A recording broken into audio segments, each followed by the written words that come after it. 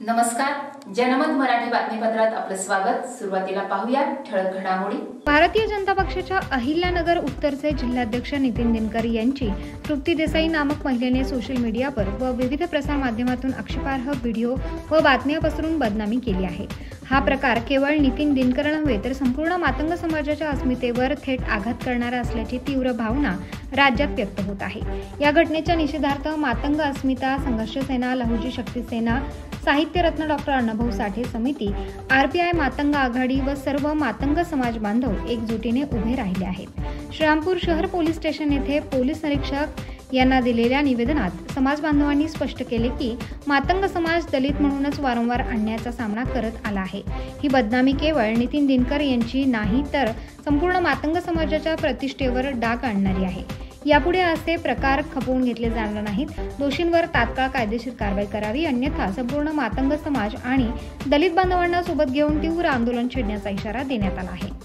यावेळी विजय शेलार, माजी सभापती मार्केट कमिटी, भागचंद नवकिरे, जिल्हाध्यक्ष मातंग अस्मिता संघर्ष सेना, बंडूकुमार शिंदे, जिल्हाध्यक्ष सांस्कृतिक सेल भाजप, मोहन आव्हाड, जिल्हाध्यक्ष मातंग आघाडी आरपीआय, लहुभाऊ खंडागळे, तालुकाध्यक्ष लहुजी शक्ती सेना, सतीश सौदागर, विठ्ठल गालफाडे, मोहन अडांगळे, विलास जाधव, विजय पवार, विशाल लाहुंडे आदी समाज बांधव व कार्यकर्ते उपस्थित होते। म्हणजे षडयंत्र रचलेलं आहे। तेव्हा झालेल्या या घटनेचा मी श्रीरामपूर शहराच्या वतीने व तालुक्याच्या वतीने फुले शाहू आंबेडकर अण्णाभाऊ साठे या चळवळीच्या माध्यमातून मी या घटनेचा निषेध करतो आणि थांबतो। आजची घटना अशी की बीजेपीचे जिल्हाध्यक्ष माननीय आमचे मोठे बंधू नितीनजी दिनकर यांच्या संदर्भामध्ये या प्रकारच्या खोट्या नाट्या एफआयआर किंवा खोट्या नाट्याच्या व्हिडिओ बनवून त्यांची प्रतिभा मलिन कशी करायची व बीजेपीच्या माध्यमातून जे त्यांच्या जिल्ह्यामध्ये मोठ्या प्रमाणात एक त्यांनी नेटवर्क तयार केलं। माननीय आपल्या नगर जिल्ह्याचे पालकमंत्री राधाकृष्ण विखे पाटील यांचे खंदे समर्थक व अत्यंत जवळचे असणारे नितीन भाऊ दिनकर यांच्या माध्यमातून बीजेपीचं चांगलंच या ठिकाणी मोठं नेटवर्क नितीन भाऊ या ठिकाणी नगर जिल्ह्यामध्ये तयार केलेलं आहे। त्यांची प्रतिभा मलिन करून त्यांना त्यांच्या पदाला कसं तरी धक्का लावायचा या हेतूने खऱ्या अर्थाने हे व्हिडिओ केलेला असं मला वाटतं।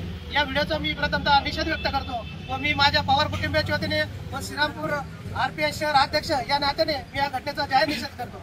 धन्यवाद। श्रीरामपूर तालुक्यामध्ये राहणारे व सर्वांना परिचित असलेले आमचे सर्वांचे मोठे बंधू नितीन भाऊ दिनकर हे बीजेपीचे उत्तर जिल्हा अध्यक्ष आहेत आणि ह्या श्रीरामपूर तालुक्यामध्ये नसून तर पूर्ण जिल्ह्यामध्ये त्यांचं वलय फार मोठं आहे।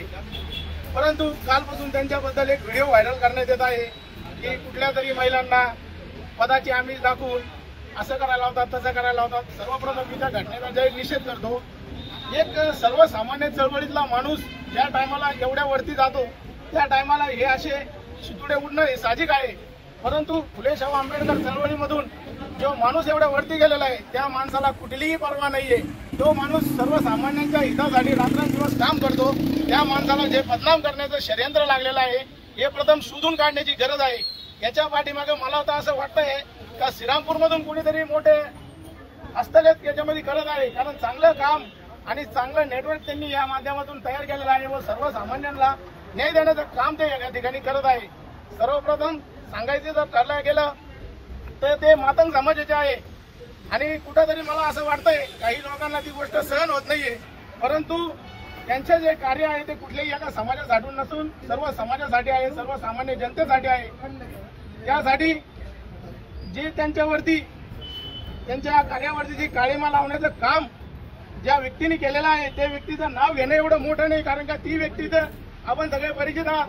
किंवा लॉकडाऊनच्या कालावधीमध्ये त्यांचा एक व्हिडिओ मोठा प्रसिद्ध झाला होता। त्या टायमाला मद्य विक्री करणाऱ्या एका दुकानदाराला त्यांनी त्यांच्या पदाचा दम देऊन म्हणत होते दुकान खोल, मला मद्य घ्यायचं आहे म्हणून। आणि हे सर्व महाराष्ट्राला ही घटना माहिती आहे, त्यामुळे त्या व्यक्तीचं नाव घेणे एवढी ती व्यक्तीची पात्रता नाहीये।